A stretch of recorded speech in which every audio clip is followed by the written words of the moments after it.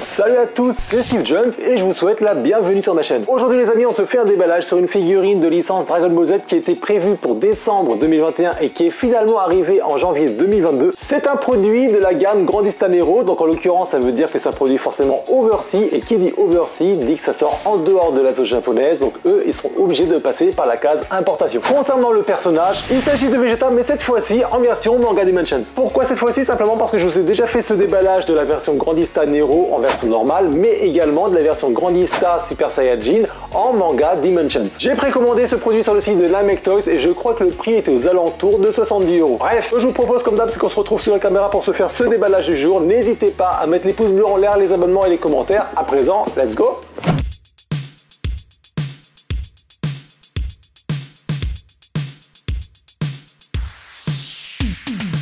Bon, ça rentre pas sous la caméra, donc on va le faire comme ça. Je vous fais un petit zoom. Comme vous pouvez le constater, c'est une boîte vitrine. Alors, on est pas mal habitué avec les gammes de Grandista Nero, Grandista en Manga Dimensions, donc c'est totalement ça à chaque fois. On a une boîte vitrine quasiment noire sur l'intégralité, sauf sur les écriteaux, les visuels, etc. On a à l'intérieur, en fin de compte, le personnage qui apparaît dans un plastique assez rigide qui permet de bien l'apercevoir. L'inconvénient, je dirais, de ça, c'est que malheureusement, certes, vous l'apercevez. Par contre, ça veut dire que la boîte, vous ne pouvez pas la plier, et quand vous cumulez comme moi pas mal de boîtes, ça devient un inconvénient. Ensuite, vous avez donc forcément la gamme Grandista Nero qui apparaît à ce niveau-là. Ici, si je dis pas de bêtises, on a Manga Dimensions, de l'autre côté Man Presto, en dessous Bandai Spirit, et ici il y a tous les écriteaux qui sont écrits sur la boîte, notamment la licence ici Dragon Ball Z. Dragon Ball Z qui est entouré d'une aura bleutée qui représente en fin de compte celle de Vegeta. Vous avez même à l'arrière, d'ailleurs je ne l'ai pas mentionné, un petit décor assez sympathique. Marty Japan, dans un de ses unboxings, celui de la Vegeta Super Saiyajin, disait que on pouvait très bien le prendre, le découper, en faire en fin de compte un petit délire sympathique. Je suis assez d'accord avec lui. Bon, moi qui ne suis pas forcément très habile de mes mains, je vais éviter de faire ce genre de choses. Sur les parties latérales, ici on a le Vegeta qui est de nouveau répété, Vegeta un petit peu tamisé. Donc ici, comme à l'arrière, en fin de compte, on n'a absolument pas les mêmes teintes que ce qui est à l'intérieur, mais je trouve que ça rend plutôt pas mal. Moi j'aime bien. Ensuite ici, marqué en japonais Vegeta, je le tiens également de Marty Japan dans son unboxing. La répétition à nouveau de Vegeta, Dragon Ball Z, Grandista Nero, etc. Et les écriteaux habituels ici, comme ce que vous avez en dessous. Au-dessus, simplement, c'est noir avec le petit logo de la Toei qui va bien. De nouveau, la répétition de ce que c'est comme produit. Et puis, ma foi, on a fait le tour. Ah oui, ici, je ne l'ai pas dit, nous avons un petit Shenron. Maintenant, on va vraiment passer sur la caméra pour retirer les scotch et voir enfin à quoi ressemble ce produit. Alors, c'est comme ça. Alors, il y a combien de scotch? On va le libérer. 1, 2, 3. Soleil. On va ouvrir le packaging. Tac. Hop, là il y a le fameux décor. Hop, personnage qui sort comme ça. On va enlever directement le prince de sa petite prison de plastique. Et dernier coup de cutter. Voilà. Alors on enlève ça, on met ça là-bas, ça, la même chose. Et ouh, sympathique, sympathique. Le plastique cachait quelques petites nuances assez... c'est de la balle. Ah, il est splendide, vraiment. Très très sympa. Ça, je l'enlève. Alors oui, il y a le socle noir ici. Bon, on est un petit peu habitué. Socle noir. C'est comme ça, on n'y peut rien. Allez hop, let's go. Donc ici, franchement, on a un sculpte juste fantastique de Vegeta, hyper badass, veiné de partout parce qu'originellement, en fin de compte, il s'agit du sculpte de Majin Vegeta qui avait été prévu avec, en fin de compte, son visage dans la version Grandista. On avait, en fin de compte, deux visages, Super Saiyajin et Majin Vegeta Super Saiyajin. La majorité des gens le mettaient en version Majin Vegeta, bien évidemment. Maintenant, là, comme ça, je trouve hyper badass. Alors moi je vous ai dit ça pour les deux versions précédentes, je ne change pas de discours, il est hyper classe, vraiment. Hein. Le côté veiné avec ce visage là, même si c'est pas vraiment ce qu'on a l'habitude de voir dans le manga ou dans l'animé, je le trouve oufissime. Maintenant pour les teintes, Il y a, je pense, un choix assumé de la part de Bandai Banpresto pour avoir opté des ombrages plus denses que sur la version Super Saiyajin, mais qui correspondent aux photos promotionnelles. En revanche, les éclaircissements par rapport aux ombrages ont finalement été validés moins rouges et plus clairs que le proto. Après, de mon point de vue, ça reste un choix assez stylé. Pour maintenant le regard hyper intense de Vegeta qui regarde certainement en fin de compte le combat entre Goku et Majin Buu en forme originelle. Je pense qu'il est un petit peu dans l'attente que ce soit son tour. On a vraiment une intensité de la part du personnage, il a envie de tout péter, ça se ressent bien, on va surtout pas le chercher. La tenue de combat qu'il a sur lui, elle est en train littéralement d'exploser tellement qu'il est congestionné.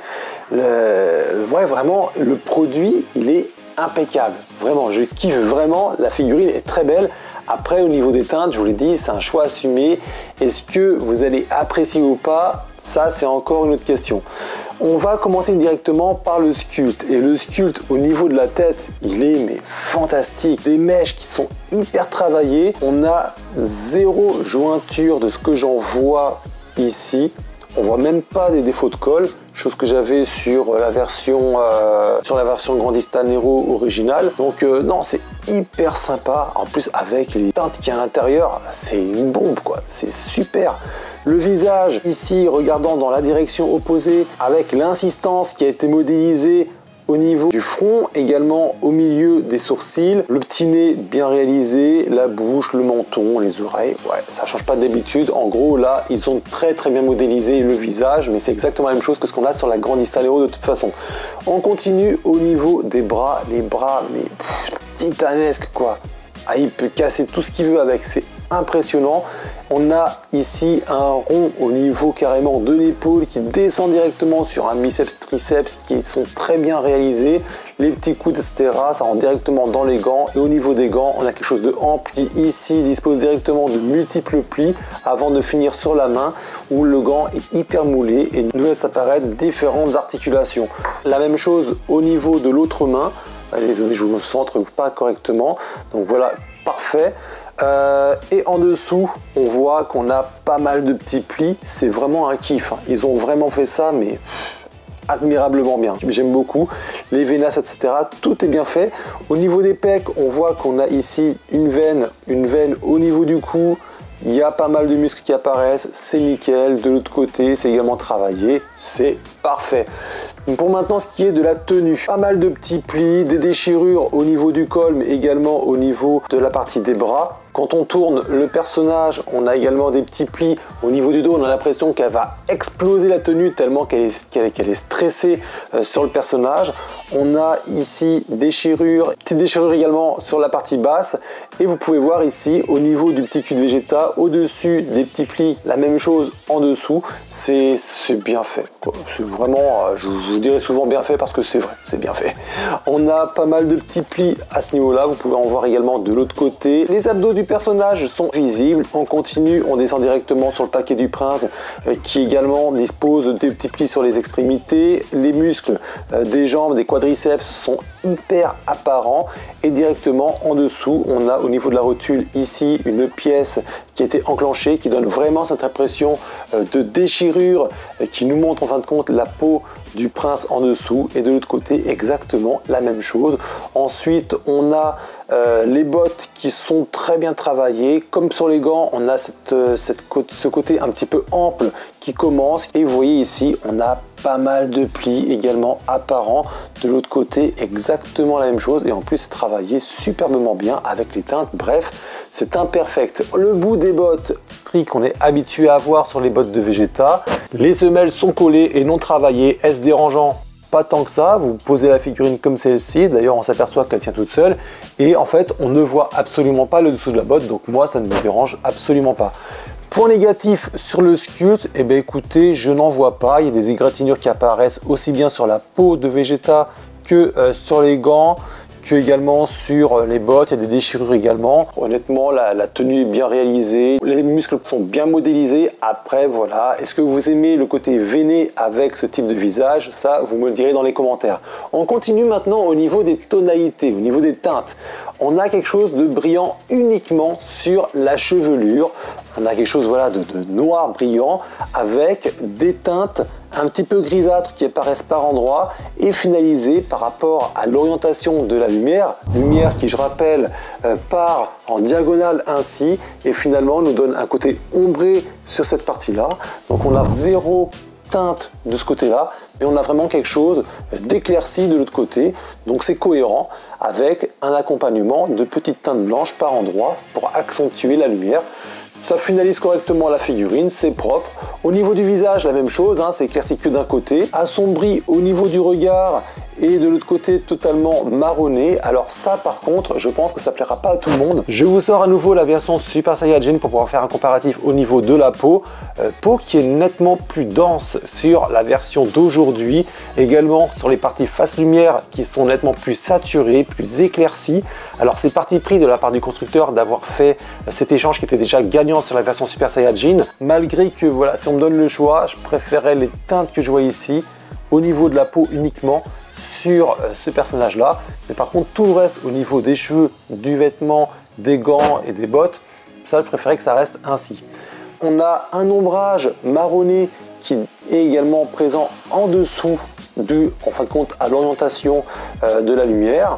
De l'autre côté également, on a juste quelques petites parties qui apparaissent et les veinas, vous voyez, elles sont vachement bien travaillées parce qu'on n'a que le dessus qui est un tout petit peu éclairci. On a des petites teintes, encore une fois comme pour les cheveux, légèrement blanchies qui permettent en fin de compte d'accentuer encore une fois l'apparition de la lumière. Au niveau des gants, un travail qui est totalement, mais alors totalement différent de ce qu'on voit en fin de compte sur la version Super Saiyajin. Vous voyez ici un travail qui est pas mal, hein, mais qui du coup, ça manque de quelque chose. Vous voyez ici, ça fait presque pâté quand on compare en fin de compte aux doigts qui ont été finalisés correctement.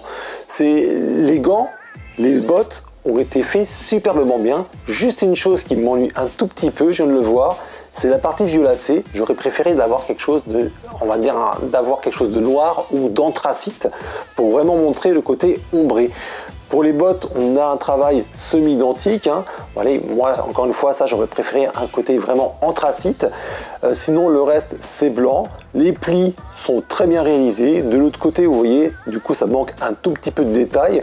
Mais ça passe. Honnêtement, là, moi, je kiffe vraiment le travail qui a été fait ici. Le bout des bottes, on peut voir, en fin de compte, qu'il dispose de différentes teintes pour un petit peu jouer sur le côté nuance qui est manquant dû aux dégradés qui ne sont pas présents. De l'autre côté, une chose un petit peu similaire avec l'apparition de différentes, encore une fois, teintes. Et là, on a le côté très blanc forcément de la botte. Pour la tenue, un bleu très dense qui apparaît sur la partie ombrée. Un bleu marine sur la combinaison toujours qui apparaît à plusieurs endroits.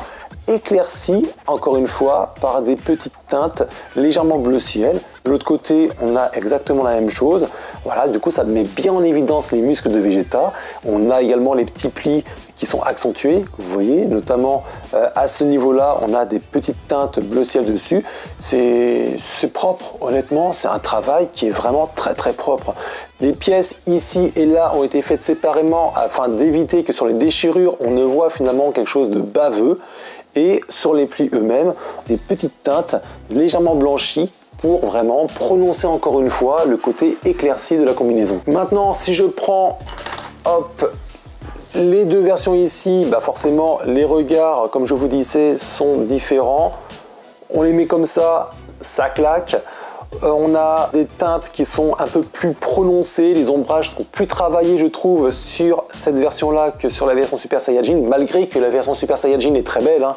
Moi je n'en démords pas, j'aime beaucoup cette version là aussi, mais il y a quelque chose qui est un peu plus travaillé, un peu plus cohérent sur cette version là. Au niveau de la taille, on est sur 29 cm de hauteur par 12 cm de largeur. Sur les profondeurs, je sais absolument plus ce que j'ai dit par rapport aux deux autres figurines, mais du gant à l'arrière de la botte, nous avons 9 cm,5 cm, en tout cas de ce que j'en vois maintenant. Hop hop hop, on débrief. J'aime bien les deux versions, cependant, pour avoir un perfect pour moi, il faudrait pour celle-ci par exemple, avoir exactement le même travail, les mêmes positionnements au niveau des teintes, la même combinaison, les mêmes gants, les mêmes cheveux, mais par contre, on positionne uniquement les teintes de cette peau-là sur celle-ci, et là vraiment, on aurait eu un perfect. Maintenant, on arrive à la fin de cette vidéo. Alors comme d'habitude, n'hésitez pas à me laisser un petit avis dans l'espace qui est dédié aux commentaires. Dites-moi ce que vous avez pensé de l'unboxing en général. Je vous avoue que je suis assez curieux de vous lire. Si vous avez apprécié l'unboxing et que vous voulez faire grossir la chaîne, vous pouvez me le montrer en me mettant un gros pouce bleu en l'air, en vous abonnant et en activant la petite clochette de notification qui vous alertera lorsque je posterai une nouvelle vidéo. En ce qui concerne mon fil d'actualité, je poste tout sur Twitter, Facebook et Instagram et les trois liens, vous pouvez les retrouver également dans la description. À présent, il est temps pour moi de vous quitter. J'espère que vous avez apprécié l'unboxing du jour. Je vous dis à très bientôt. C'était Steve Jump